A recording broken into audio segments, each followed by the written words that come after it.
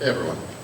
So we've got a couple of small bits of business to do, and then I'm going to turn it back over to the First Selectwoman, Mrs. Carr, to take through the presentation. So you don't want to see me up here talking for much length of time. Just to set this, what's going to happen tonight, there's a resolution that I'm sorry, they're on the table here if anybody would like a copy. Yeah, there's a resolution that we will talk about this evening. We are not voting on the resolution itself. We will talk about the resolution, and then we will set the date for the referendum. The vote on the resolution is at a referendum. So when you'll see me, we'll read the resolution, but we won't move it and second it. It will be taken straight to referendum. So first order of business in any of these meetings is to read the call of the special town meeting. It's a long read of the call, and I'll take a motion to waive the reading. So moved. Okay, Mr. Grimes has make the motion. Mrs. McElvain has seconded. You got that? I'll second it. Okay. That's all in favor of waiving the reading of the call of the meeting? Aye. It's unanimous. Okay. The second is we usually read the resolution itself into the record. And this is like a 4-page resolution. So if you guys want, we can read the resolution in, or I can take a motion to waive the reading of the resolution. Okay, would anybody like to make that motion? Betsy. Yes. The resolution is not this one-page document that was on the town website? That's the call of the meeting, I believe.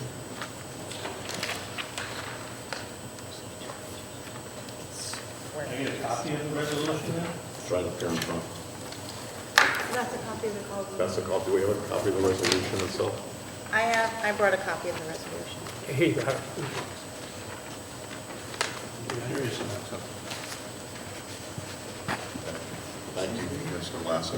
May I have a motion to waive the reading of the resolution? I think Betsy made that.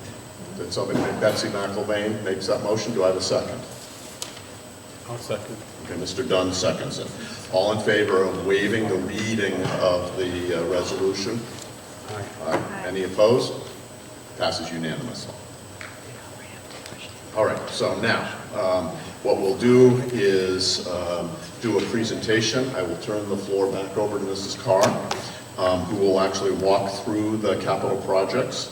We will then open the floor for discussion, and then I'll close discussion, and we will vote on the date of the referendum. So the end of it will be very quick. This is the meat of the meeting. Mrs. Carr.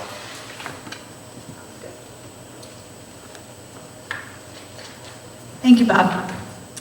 Okay, so I mentioned earlier this is going to be brief.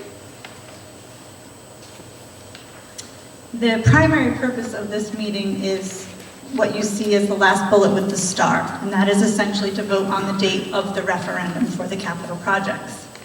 However, I will briefly touch on the top 3 bullets, to review the process of capital, to consider a couple of capital items, and to briefly look at the capital budget.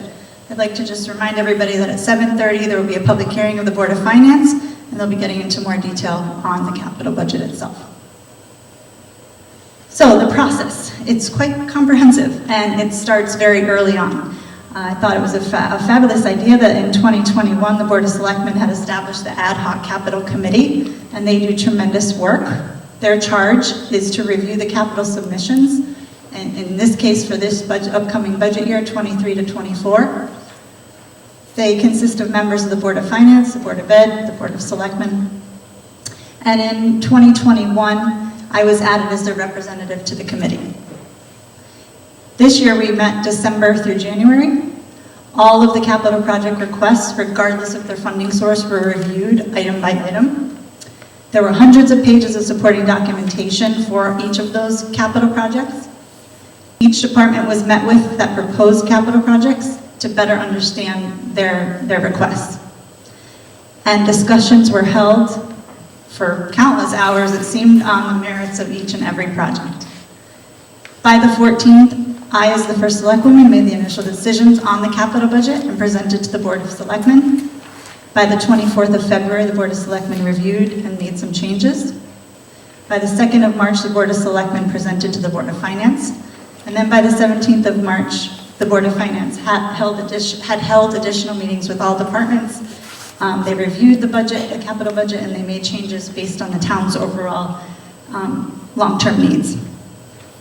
So that's the process. And as the capital items are scrutinized, there's several considerations that come into play, and these are just a few of them. And I wanted to share this slide with you to review the overarching goals, which include providing quality service to our residents efficiently and effectively, to provide a quality education to current and future students of our town, and to maintain our capital assets at levels that maximize their value and useful life. So those are the overarching goals that are covered under the umbrella for the broad array of the entire budget. And then we have, of course, our financial goals that coincide with the overarching goals, which are to reduce the dependence on debt, prepare long-term plans for budget stability, and my favorite, live within your means. This year, we had 15,259,307 in requests for capital expenditures. As compared to last year, it was just over 24 million. And obviously, we could not fund all of these requests in keeping with all of the goals that I just mentioned. So with the help of the Capital Committee and the work that they did, the department heads and the Board of Finance, they've proposed $10,639,963 million in capital spending, as compared to about 200,000 less last year. The essential part of getting towards a good capital budget was to increase the cash spending. And I'm happy to report that the Capital Committee and Board of Finance did a tremendous job in doing just that, which you'll see more of in a couple slides, and then when the Board of Finance has their public hearing. And then finally, I wanted to put on here the YouTube link for the debt outlook presentation that the Board of Finance provided on the 7th of March. And I wanted to bring this to everyone's attention because it does pertain to capital investments and the debt outlook based on the model. And if you haven't had the time to watch this or listen to it, it's extremely informative, and it does touch on the importance of why we strive to continue to increase our cash contributions for capital items each year in order to reduce the amount we fund with bonded debt.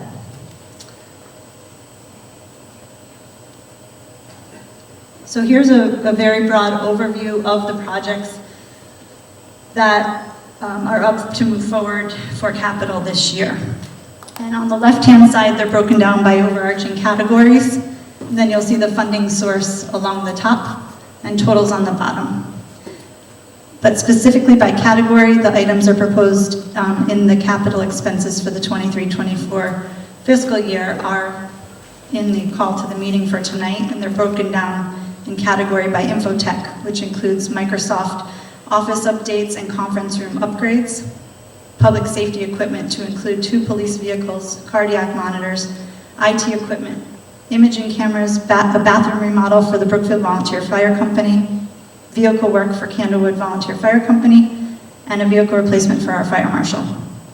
For public works, we're looking to replace a 1999 6-wheel dump truck, parts to rebuild an excavator, replace the 2003 pickup truck, a library community room replacement of their ceiling tiles.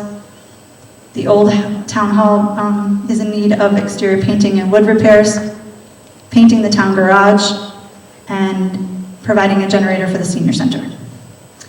Then we have culture and recreation and parks, where we're looking to fund a compact wheel loader, the town hall comfort station improvements, which are the bathrooms by the Kids Kingdom, the Parks Department propane building generator, library patio replacement, townwide bleacher replacement, Williams Park driveway improvements and shed removal, the Cadigan Walking Trail surface and back parking lot, Still River Greenway to New Milford line improvements, Brookfield High School track and stadium field replacement and walkways, and public art funding, and invasive species control. And finally, for the category of education, there's paving and concrete improvements and a restroom refurbishment at the high school, and paving and concrete improvements at the middle school.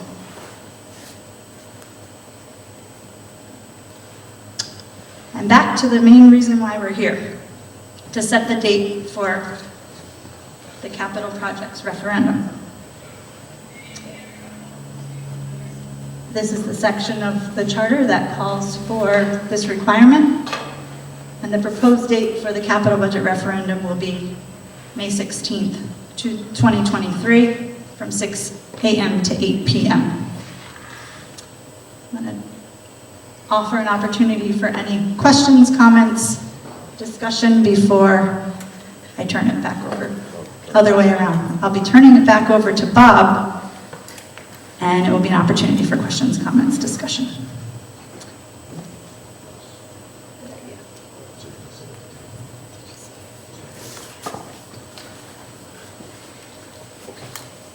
All right, so the next step is we're going to, anybody who'd like to comment or ask questions on what was presented can do so. I see Mr. Lasser would like to, does anybody else have any comments that they'd like to make? All right, so Mr. Lasser, the floor is yours, name and address.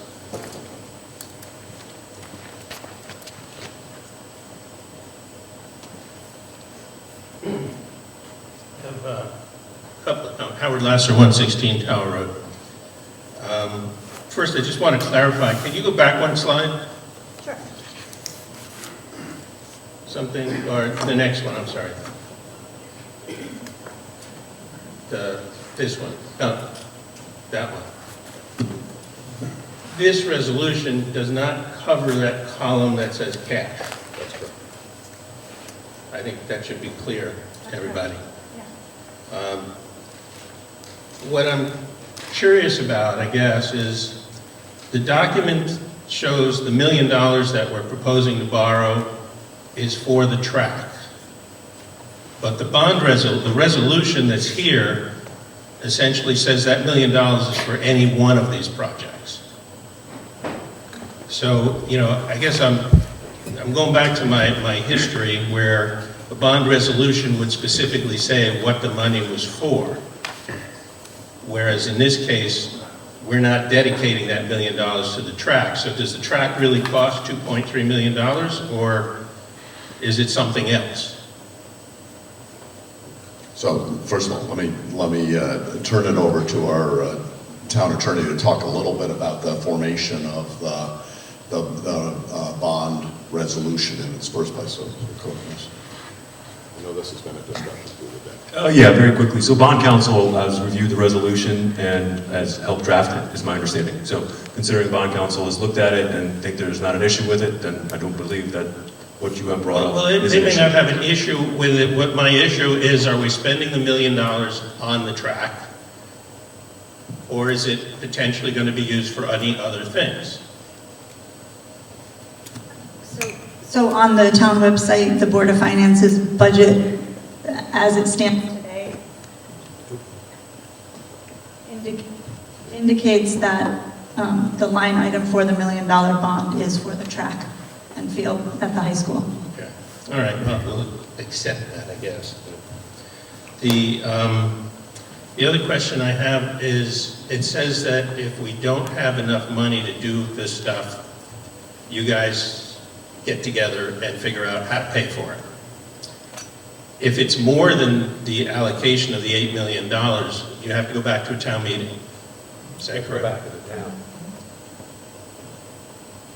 I'm sorry, ask the question again. Okay.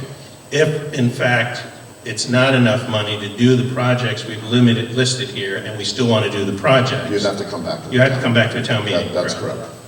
It does it to a town meeting, it can't be done. And the other thing is just an observation about charter, and I'll bet Mac, I heard Mac here. I think the 45-day window for referendum is only for the borrowing. I think the town meeting could approve the rest of this.